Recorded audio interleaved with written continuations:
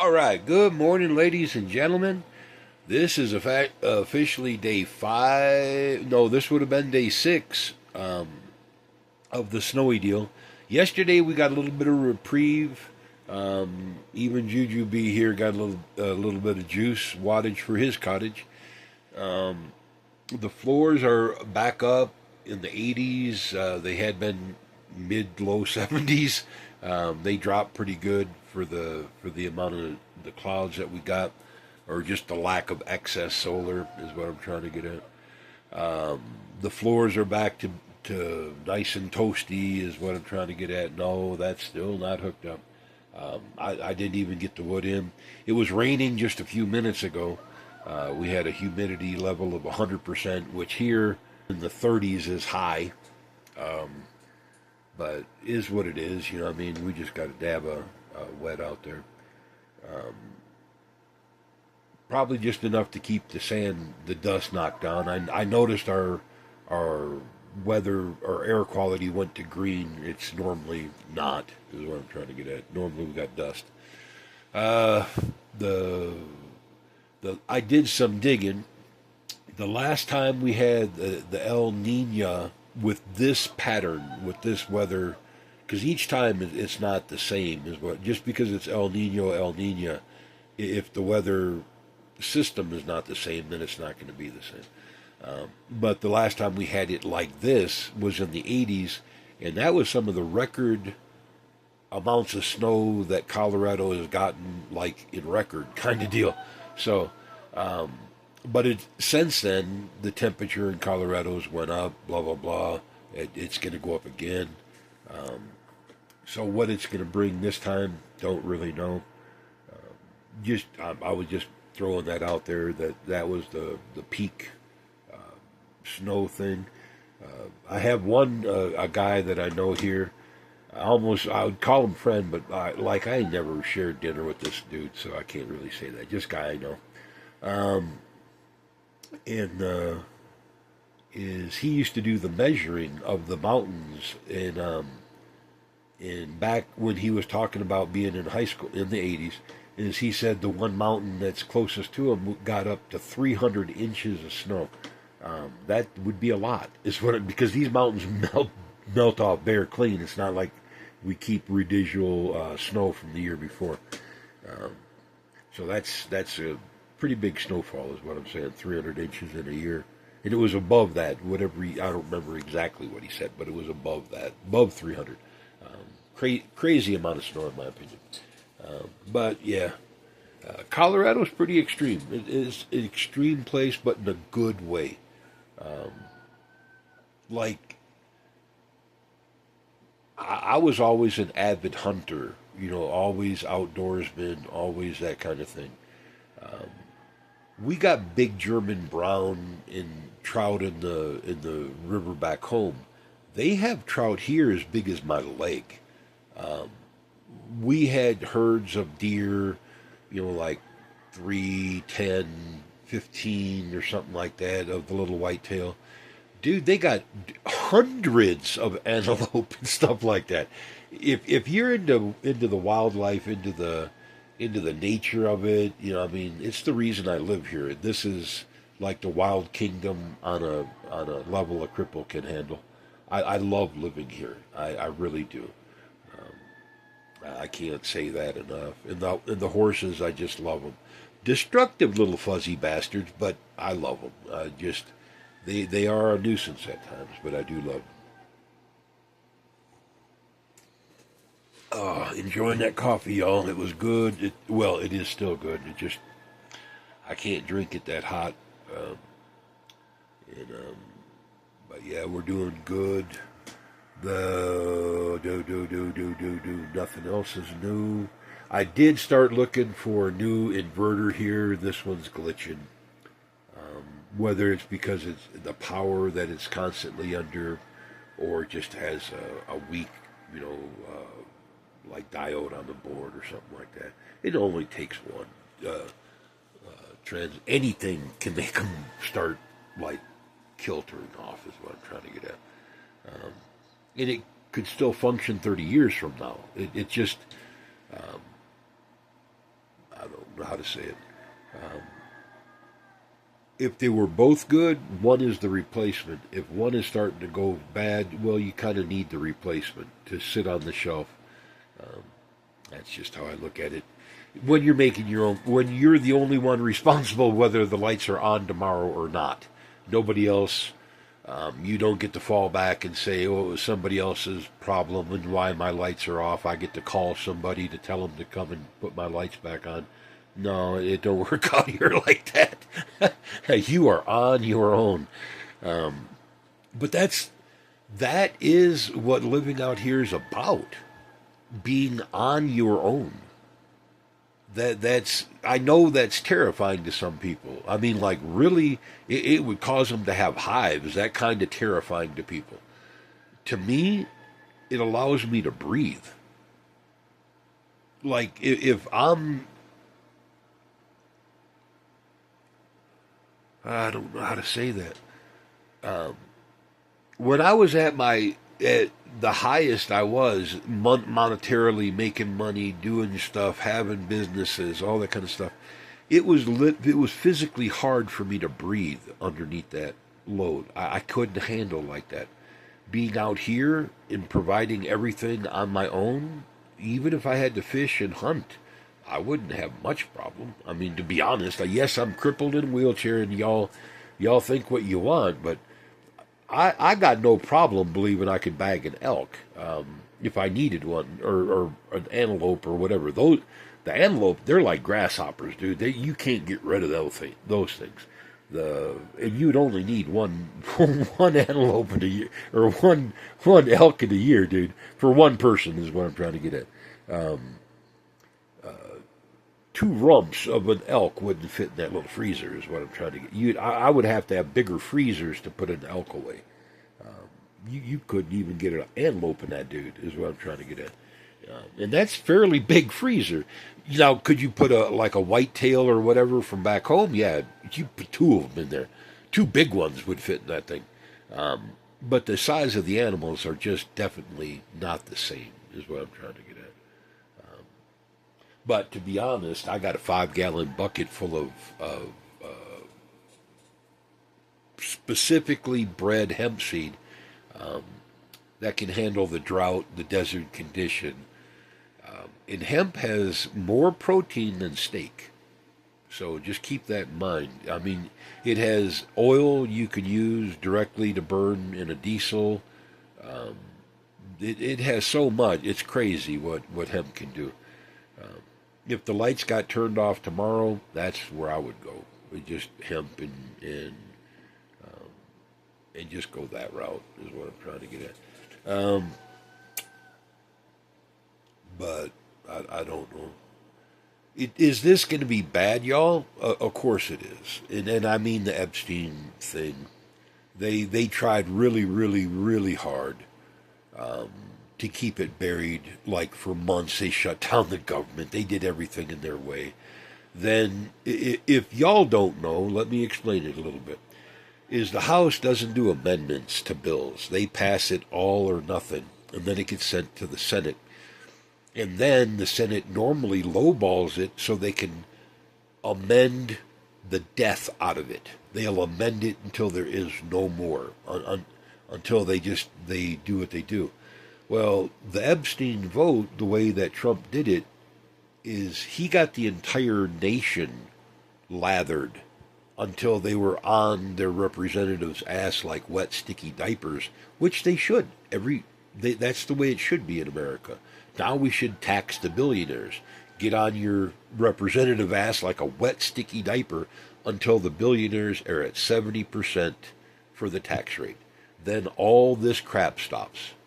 All the stopping the SNAP, all the stopping the benefits for the kids, all the stopping the school lunches, all that retarded shit stops the second that the billionaires are taxed at 70%. Because we would have such an influx of money that there would be no reason not to feed everybody. We'd want to feed Mexico and Canada and shit like that, welcome them down for brunch. That kind of money. That's the money that we had before Reagan came in And even after a horrible experience in Vietnam, even after a horrible, you know, it was still the money that we had, is what I'm trying to get at. We did have options. And then the Republicans just stole it. I mean, they stole from the vets, they stole from Social Security. They just steal, they have no intention of giving it back. They can say, oh, we're going to reappropriate this money to better use. No, you're just stealing it, asshole. Say that you're stealing it and you have no intention of paying it back. At least be honest with what you're doing, is what I'm trying to get at. Boy, they said noisy little feathered dudes out there this morning. Bless their heart. Yeah, and the sad part is that's all it takes for me to get off track. It is a little bit of a distraction. But yeah, I'm not exactly Focus Fanny anymore. I can't. I remember when somebody would ask me one of those ridiculously stupid 8-point questions. Not only could I remember all 8, I could answer them in the order that they were given. Now, if you give me one of those ridiculously stupid 8-point questions, I might get the last one, and I might not even answer it correctly, is what I'm trying to get at. That's sad, is what I'm trying to get at. Two tiny little Category 3 head injuries. All it takes, man. Yeah. Welcome to my world. One tiny bike wreck later. No bike wreck, dude. First one is the guy. He was high on cocaine, left the parking lot. He was their foreman. He was just driving their semi truck. He was moving it from one building to another, and he was high as hell on cocaine. That came out later. I didn't realize it at the time. But he hit me coming out of their parking lot. I was going this way. He was cutting across the street to run alongside the fairgrounds and over to their other building. And didn't even look, didn't even see me. But it was a dark blue, and it was early in the morning. But I did have my headlights on and all that. I mean, but it was around the fairgrounds where they got them stupid orange lights, so your headlights really don't like make that dramatic of a contrast or whatever. I can see it. I always play the devil advocate. I can see other people's point of view, even though it's against mine, is what I'm trying to get. I got no problem. So I didn't hold it like wholeheartedly against them. But after the fact, I found out he was fired, and I felt bad that he got fired. And they said, no, you shouldn't feel bad about him getting fired. I said, well, if he got fired for hitting me, then yeah, I do. And what it was is he was high on coke, not that, he hit me. He was getting fired because he was blasted on coke. But the dude pushes me on the first truck wreck, like more than a quarter mile until he hit third gear. He didn't even know the car was on the front of the grill of the semi-truck. He just kept going straight through. And he left the parking lot. No, whatever gear he was in, I don't know. But he shifted 3 times before the truck stalled, pushing the little car sideways. Whatever gear he left out of the parking lot, he was doing 35, 45 miles an hour. So that's, third, fourth gear to begin with, and he kept just shifting up. And the second one is, it was just what people do in Arkansas. It's just something that they do. And I got a buddy that's a real guy. I mean, where you eat multiple meals at this guy's house. Buddy guy. And he does it, so I can't. And do I turn him in? Nope, I don't. But do I keep telling him what he's doing is stupid and he's risking a lot more than his own life or whatever? Yeah, I do. But he's also a Trump person that I can't communicate with, so I just haven't in several years. I love the guy. I mean, I love this guy to death. But his obsession with Trump is just too much. That's it's like having an obsession with Crisco. You just don't want it on you. You can't wipe that shit off, And I mean that, to be honest. Anybody who is a Trump cultist fanatic right now, you got to remember Trump is not going to be around much longer. He's an 80-year-old geriatric that's like living on a wing and a prayer. Um, in like he's daft enough. This is like almost dementia level daft. If you have an MRI and you don't know why you had an MRI, it's probably the fucking reason you have the MRI. It's dementia. The bless his heart. I think he's going downhill quick. And do I think there's like the sycophants that were waiting in the wing for this exact moment? Oh yeah, like Steve Miller, he would be one. That Laura Loomer, she's kind of crazy enough to be that kind of person, but she doesn't have like direct access to his auto pen, but Steve Miller does. Um,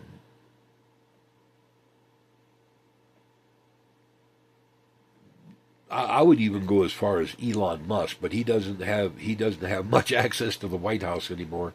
Um, but would he be that mental enough? Yeah, he would be. That's what I'm trying to say. The whole bunch that Trump brought around him is that way, y'all. I mean, from the Christian National end of it, these are just religious lunatics. If you think there's a dime's worth of difference between the Christian National movement in Hezbollah and Hamas over in Israel, you're lying to yourself. There is no difference. It's just the other side of the cookie. It's a ice cream that fell on the floor and got sprinkles. It's just the other side. That's it. Same exact, no different, y'all. Quit lying to yourself and pretending that there is. The religion is Abraham. He has Isaac with his half sister from the land of Chaldees. Okay, and then you have he gets his half sister's handmaiden knocked up. Classic move, I guess.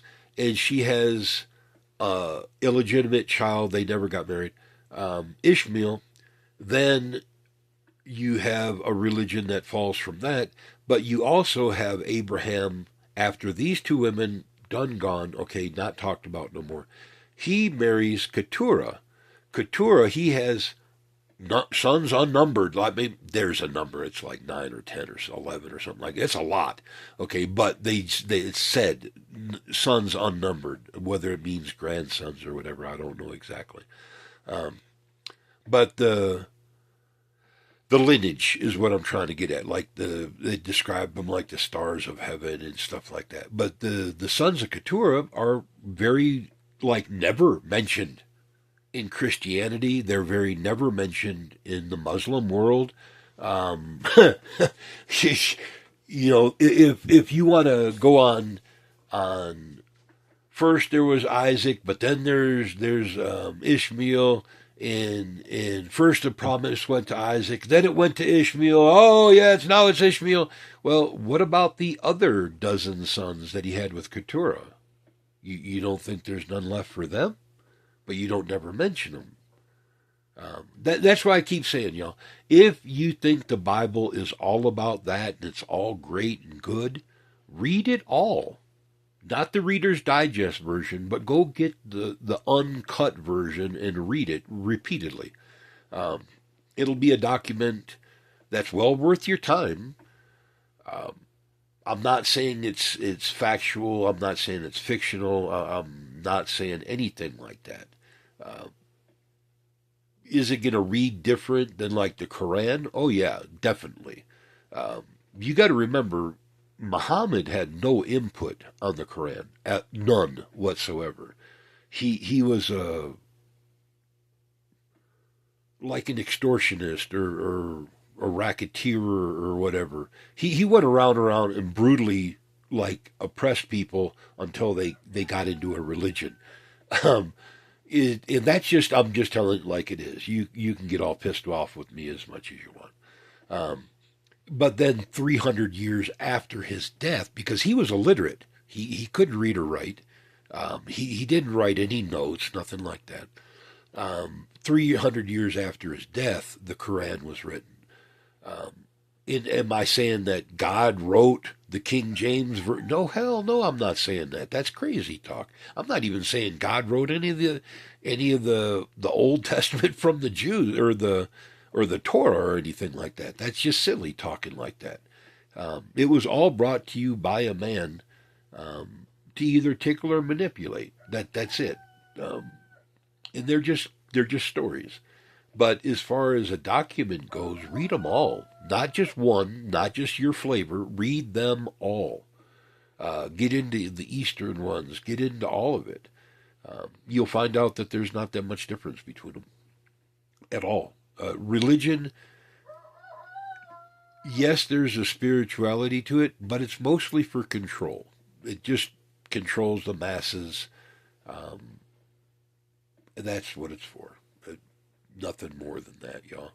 Um, the only thing difference is like the Christian condensed version, um, in the Muslim or whatever. They really get on this trip that the Earth is 6,000 years old, and that I find kind of hysterical. It's like, oh, bless you. If you could only understand how simple that sounds. Yeah, bless your heart. Okay, guys, we're there, and we're going to call it good. Um, yeah, our weather thing, it gave us a reprieve yesterday. We got some wattage into the floors and soaked up a little bit. Um, did make a nice difference is what I'm trying to get at.